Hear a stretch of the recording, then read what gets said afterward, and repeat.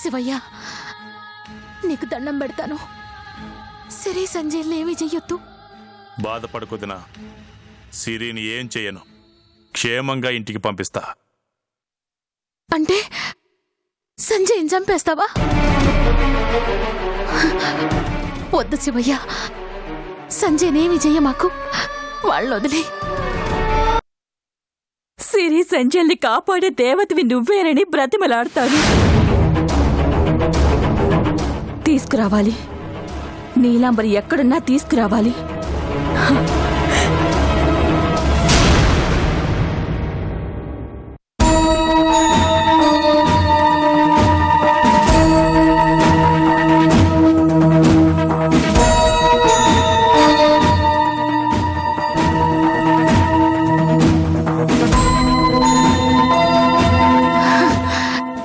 ఏమయ్యా, సిరి సంజయ్ లేరి? వాళ్ళ ఆచూకీ తెలిసినదా? లేదు మాదేవి, అన్ని చోట్ల వెతికినాం, ఎక్కడా జాడ తెలియలేదు. అన్నయ్య, వాళ్ళ గురించి ఏం తెలియలేదా?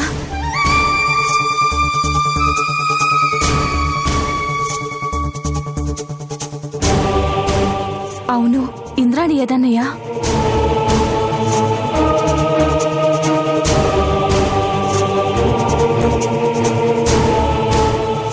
నిన్నేనయ్య అడుగుతాండది.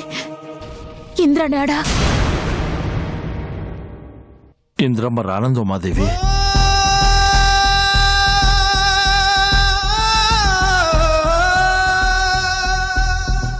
ఏమందన్నయ్యా? ఎందుకు రానంది? సిరి సంజయ్ని కాపాడతానని ఉమాదేవికి మాటిచ్చినది కదమ్మా. ఆ పని మీదే కదయ్యా. తన నిద్రాహారాలు మని వాళ్ళ కోసం వెతుకుతాండది.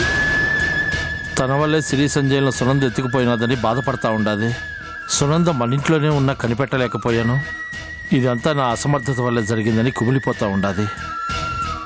ఉమాదేవికి ఇచ్చిన మాట తప్పినానన్నా. ఇక తనకి నా మొహం చూపించలేను, రానని చెప్పినది. ఇందులో ఇంద్రాణి తప్పేముందన్నయ్యా? వాళ్ళని కాపాడడానికేగా మా ఇంటికొచ్చింది. ఆ మాయదారి సునంద మోసం చేసి దెబ్బ కొట్టింది. దానికి ఇంద్రాణి మాత్రం ఏం చేస్తుంది చెప్పు? నువ్వే ఏదో ఒకటి నచ్చ చెప్పి ఇంద్రాణిని మన ఇంటికి తీసుకురావాల్సింది. చెప్పినాను ఉమాదేవి, ఎంతో నచ్చ చెప్పినా. నీ తప్పేం లేదు ఇంద్రమ్మ.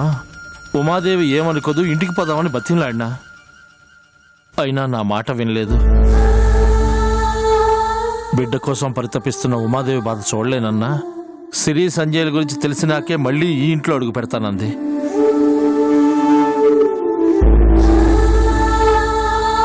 సిరి అంటే వల్లమాల అభిమానం కదా. ఇంద్రమ్మ తట్టుకోలేకపోతా ఉండాది. నిజమేనయ్యా, సిరి మీద మనది కన్న మమకారమైతే ఇంద్రాణిది పెంచుకున్న అభిమానం. నిజంగా సిరి మీద ఎంత అభిమానం లేకపోతే పగని కూడా వదిలేసినది చెప్పు.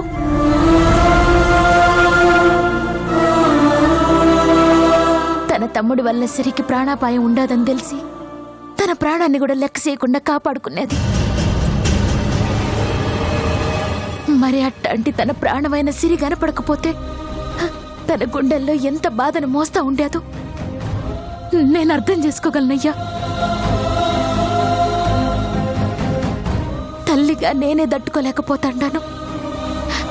సిరిని ప్రాణానికి ప్రాణంగా చూసుకుంటా సిరి సంతోషమే తన సంతోషం అనుకుంటూ బతుకుతున్న ఇంద్రాణి సిరిని చూడకుండా ఎట్టా ఉండగలదు?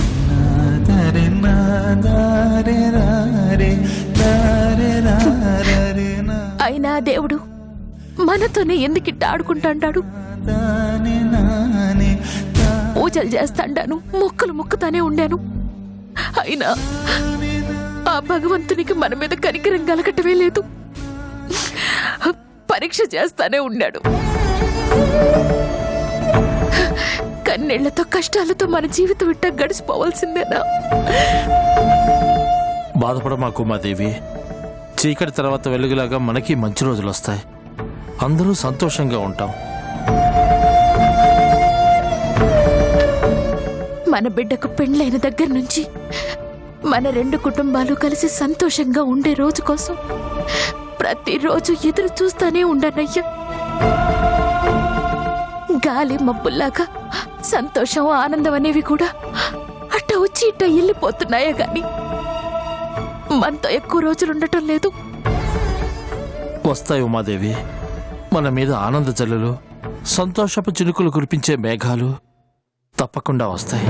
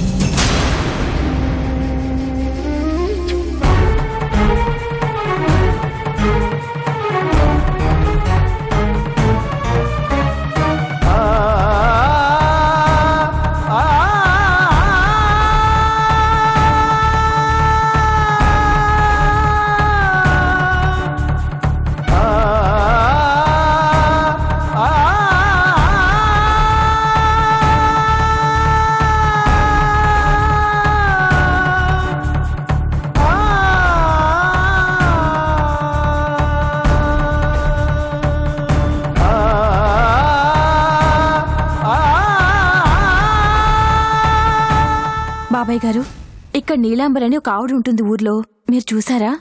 చూడలేదమ్మా, ఇక్కడ కాదు అనుకుంటా, అటైపు వెళ్ళి అడిగమ్మా.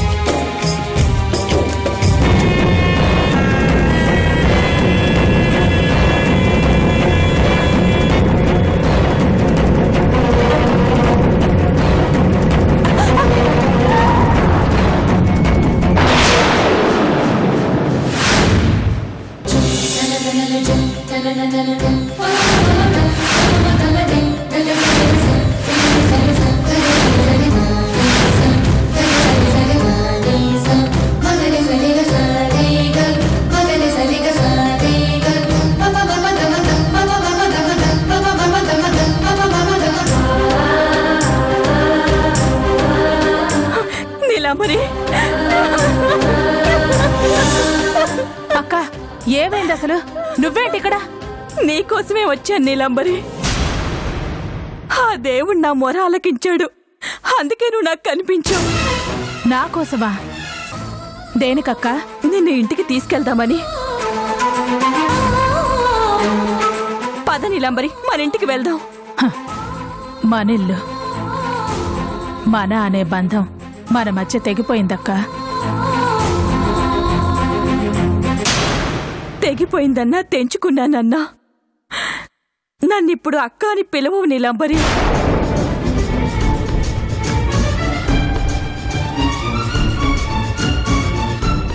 నాకు తెలుసు నీలాంబరి, మేమంటే నీకెంత అభిమానమో. అందుకే నేను మూర్ఖంగా నీ మీద నింద వేసినా నోరు మెదపకుండా వెళ్ళిపోయావే గాని తిరిగి నన్ను ఒక్క మాట కూడా అనలేదు. తప్పు చేశాను నీలాంబరి, ఒప్పుకుంటున్నాను. పద, మన ఇంటికి వెళ్దాం. పద. నేను రానక్క.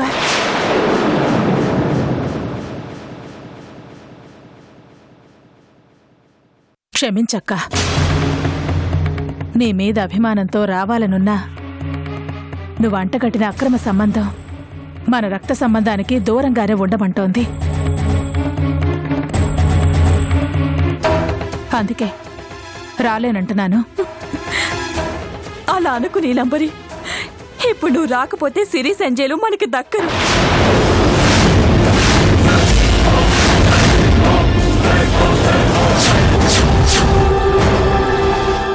సిరి సంజయ్లకి ఏవైనా దక్కా?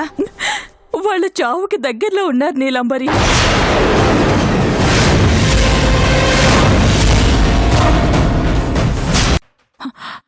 అసలు ఏవైనా దక్కా?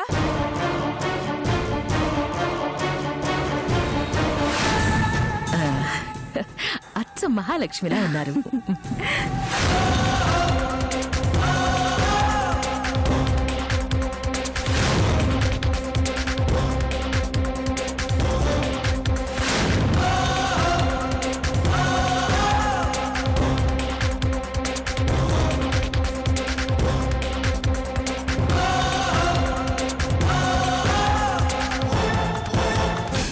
ఇంత జరిగినాదా? అవునమ్మా, ఆ సింధు మాటలు నమ్మి తండ్రి కూతురు లాంటి మీ పవిత్ర బంధాన్ని అక్రమ సంబంధమని తప్పుగా మాట్లాడాను. నన్ను క్షమించు, కావాలంటే నన్ను శిక్షించు, అంతేకాని రాడని మాత్రం చెప్పొద్దు.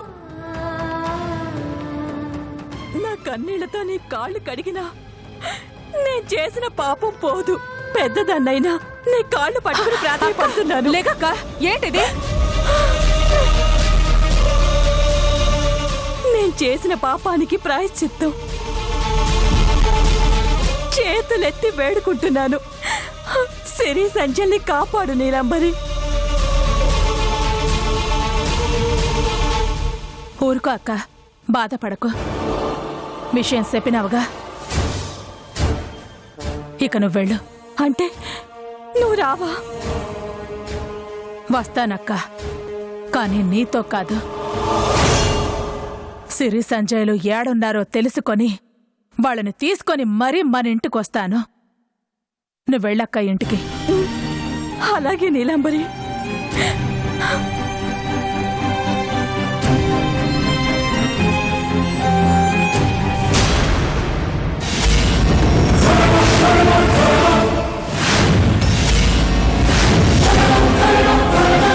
శివారెడ్డి!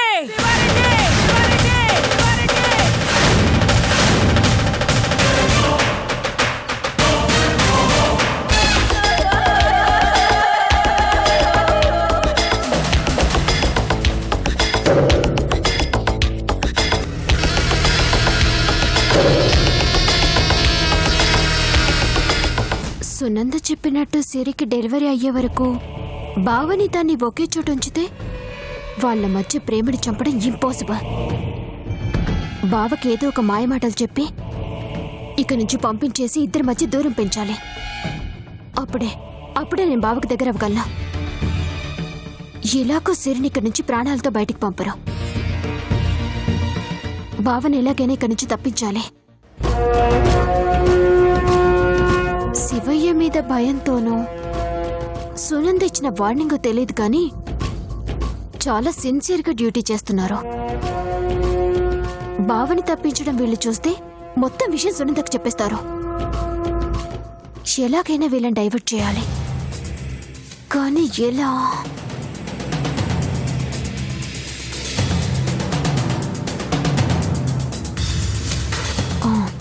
ఎస్,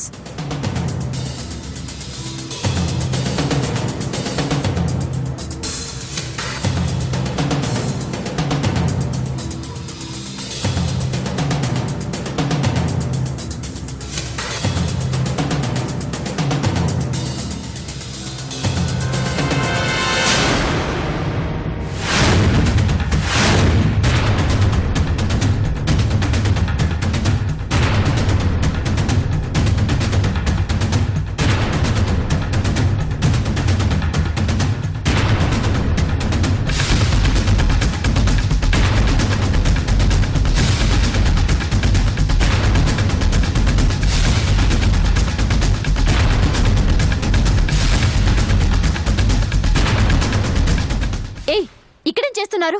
అక్కడేదో సౌండ్ అవుతుంది, చూడండి.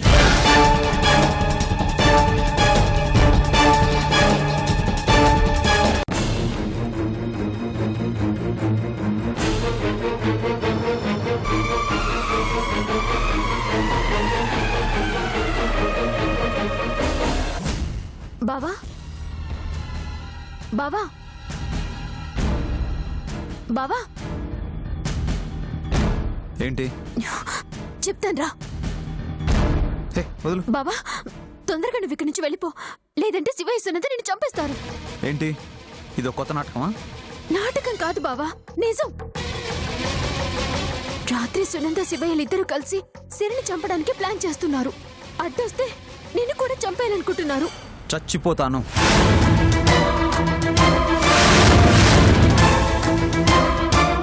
కానీ సిరిని మాత్రం వదిలి వెళ్ళను. బావా నీకు అర్థమవుతుందా? వాళ్ళు సిరిని బతకనివ్వరు. ఇక్కడ నుండి తప్పించుకుంటే కనీసం నువ్వైనా బతుకుతావు. సిరిని ఇక్కడ ఆపదలో వదిలి వెళ్ళడం కన్నా నాకు ప్రాణాలు పోవడమే ఇష్టం. కానీ నీ కోసం, నీ ప్రేమ కోసం బతుకుతున్నా నాకదేం కావాలి బావా? ప్రేమ? నీ జీవితంలో ఆ పదం వాడే అర్హతే లేదు. స్వార్థం, మోసం రెండూ నీ జీవితాన్ని నిజమైన ప్రేమకి ఎప్పుడో దూరం చేసేశాయి. అలా అనొద్దు బావా. నీ మీద ప్రేమ కోసం ఏవేవో చేశాను, వీళ్ళతో చేతులు కలిపాను. నిజమే, నేను ఒప్పుకుంటాను. నేను వెళ్ళిన దారి చెడ్డదేమో కానీ నేను చేరాలనుకున్న గమ్యం మాత్రం నీ మనసు బావా. అందుకే నేను కాపాడాలని వచ్చాను. నన్ను నమ్ము బావా. ఛే, నిన్ను నమ్మడం ఏంటి? నువ్వు నాకు దూరం అయితే చచ్చిపోతాను బావా. నీ ప్రాణాలు అడ్డుగా పెట్టి నన్ను నా ప్రేమకు దూరం చేయాలనుకుంటున్నావేమో. నీకు ఆ ఛాన్స్ ఇవ్వను. ఒక్క విషయం గుర్తుపెట్టుకో సింధు, సిరిని ఇక్కడ ఒంటరిగా వదిలి వెళ్ళడానికి నా ప్రేమకు నీ ప్రేమలా స్వార్థం లేదు. చచ్చే వరకు తోడుగా నిలబడే ధైర్యం ఉంది. ఎదురుగా వచ్చే ఏ ఆపదనైనా ఢీకొట్టే దమ్ముంది. చావైనా బతుకైనా నాకు సిరితోనే.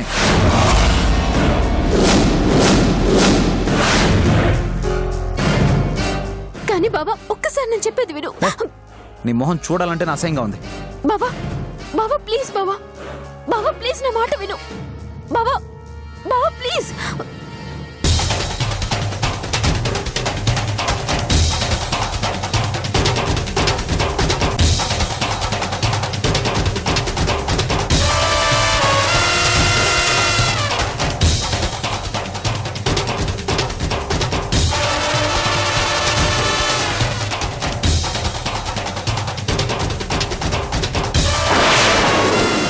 ఏమైంది?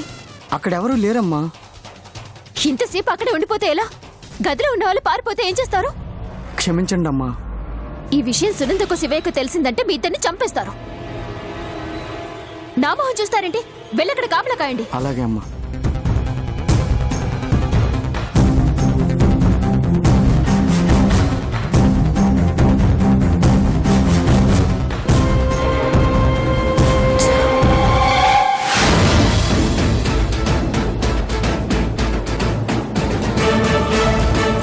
తప్పు చేసిన శివయ్య, సిరి సంజయ్ల జోలికొచ్చి చాలా పెద్ద తప్పు చేసినావు.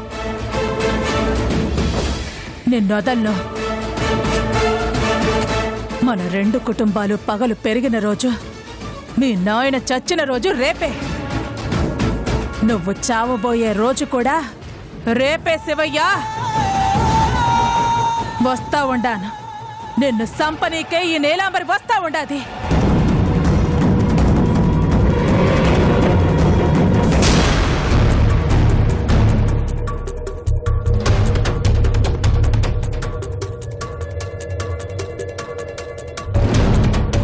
అమ్మా, అమ్మా, నమస్కారం అమ్మా. నమస్కారం పంతులు గారు. సింధు పెళ్లి అనుకోకుండా ఆగిపోయింది. నేనే ఆ విషయం మీకు ఫోన్ చేసి చెప్పాలనుకున్నాను. ఇంతలో మీరే వచ్చారు. విషయం నాకు తెలిసిందమ్మా. నేను వచ్చింది అందుకు కాదు, కొండారెడ్డి గారి కోసం. పిలుస్తానుండండి. అన్నయ్య, అన్నయ్య. ఏందమ్మా? నమస్కారం కొండారెడ్డి గారు. నమస్తే, చెప్పండి. అయ్యా, రేపు మీ తండ్రి గారి ఆబ్దికం. విషయం చెప్దామని ఇంటికెళ్ళాను. తమరు ఇక్కడ ఉన్నారని తెలిసి ఇక్కడికి వచ్చాను. కావలసిన ఏర్పాట్లన్నీ చూడండి. అలాగేనయ్యా. నమస్కారం, ఉంటానమ్మా. ఇంద్రానికి కూడా రమ్మని ఫోన్ చేయన్నయ్యా.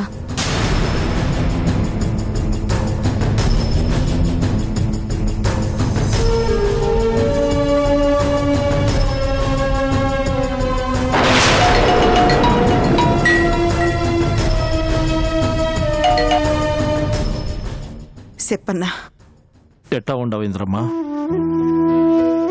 సచ్చే పిరికితనం లేక ఇంకా బతికే ఉండానన్నా. అవేం మాటలు ఇంద్రమ్మ? బాగుండానన్న అబద్ధం చెప్పలేక నిజాన్నట్ట చెప్పినాను.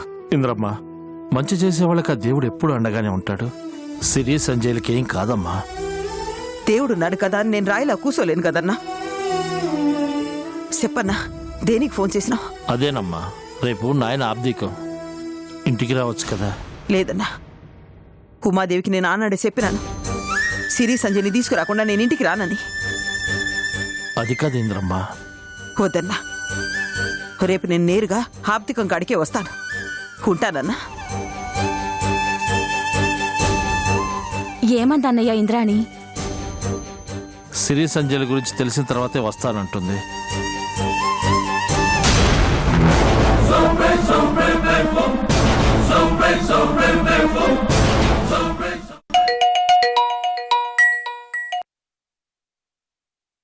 శివయ్య గురించి ఏమన్నా తెలిసినాదా? తెలిసినదమ్మా. అన్నా, శివయ్య గురించి తెలిసినాదంట. ఏడున్నాడు కనుక్కమ్మా. ఇప్పుడు ఆడ ఏడుండాడు? శివయ్యని కారు కట్టేసి నీలాంబరి లాక్కెళ్ళిపోతా ఉండదమ్మా.